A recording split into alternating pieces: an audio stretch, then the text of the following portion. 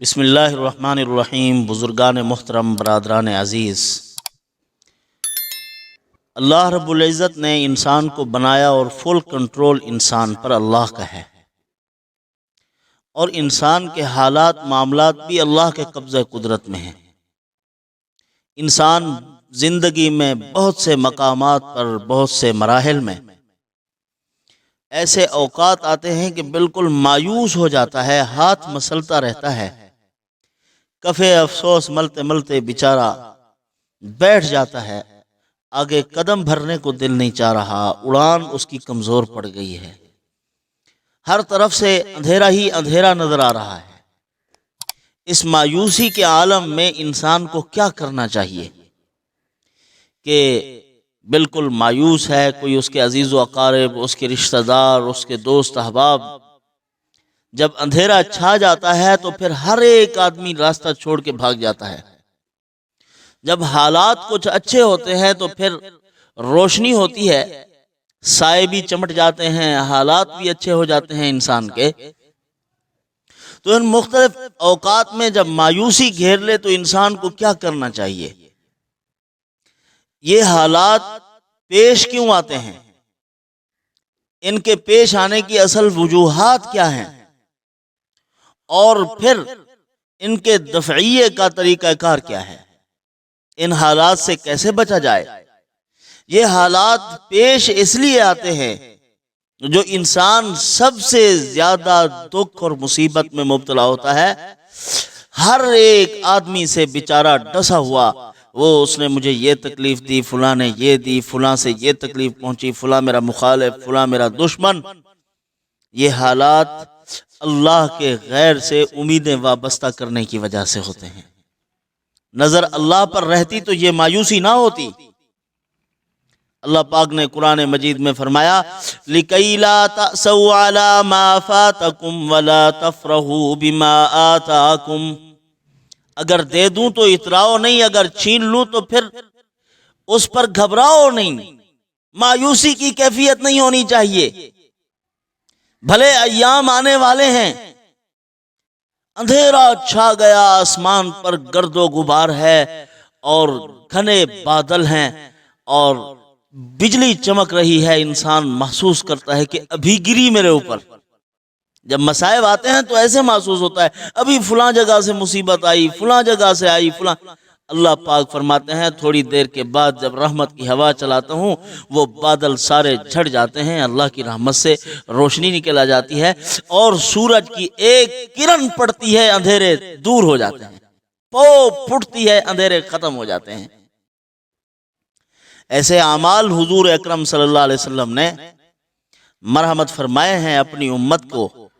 حضور صلی اللہ علیہ وسلم اپنی امت پر بہت زیادہ مہربان، اور حضور کو بھی تکلیف ہوتی ہے جب امت کا کوئی آدمی پریشانی میں مبتلا ہوتا ہے تو حضور بھی روضہ رسول اللہ میں بے چین ہوتے ہیں۔ تو حضور نے ایسے اعمال بتلائے، ایسی دعائیں بتلائی جو سیدھا راستہ قبولیت کا جنہوں نے دیکھا ہوا ہے پہنچتی ہیں وہاں، تیر بہدف یعنی تیر نشان پر۔ تو بے بس آدمی بیچارہ حالات سے گھبرایا ہوا اور پریشان کن کیفیت میں، اس کو مایوس نہیں ہونا چاہیے، اب اللہ کو پکارے۔ صحابہ کرام کے اوپر جب حالات آئے تو بلا ساختہ جب نکلا متی نصر اللہ، یا رسول اللہ کب اللہ کی مدد آئے گی؟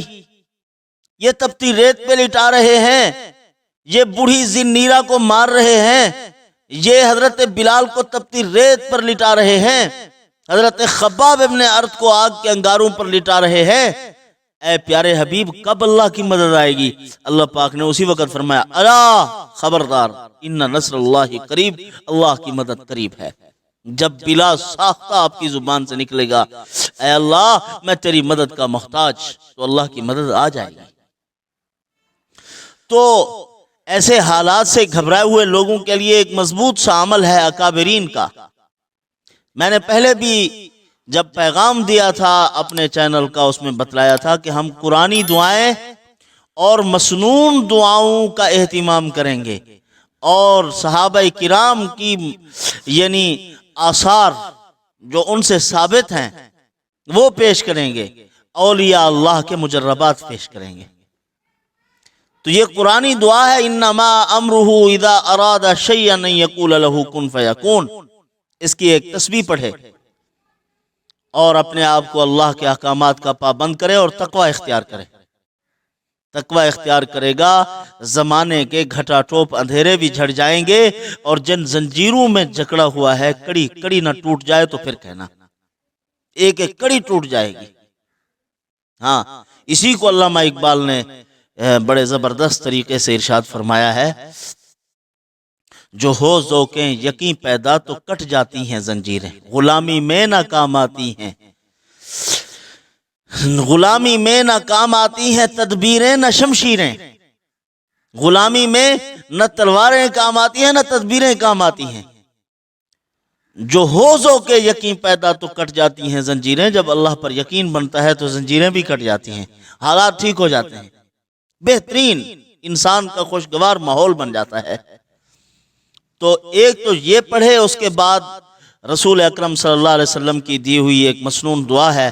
حضرت حسن بصری رضی اللہ تعالیٰ عنہ نے حضرت سمرہ ابن جندب رضی اللہ تعالیٰ عنہ سے نقل کیا، فرمایا کہ میں نے ان سے سنا ہے، حضرت سمرہ ابن جندب فرماتے ہیں میں نے یہ دعا حضور سے کئی بار سنی، حضرت ابو بکر سے سنی، حضرت عمر فاروق رضی اللہ تعالیٰ عنہم اجمعین سے سنی کہ انہوں نے وہ دعا پڑھی اور کہا کہ اس دعا کے بعد جو بھی مطالبات، جو بھی درخواست، جو بھی خواہش، جائز حاجات آپ کی ہوں گی، اللہ پاک اپنے فضل، اپنی رحمت، اپنے کرم سے کر دیں گے۔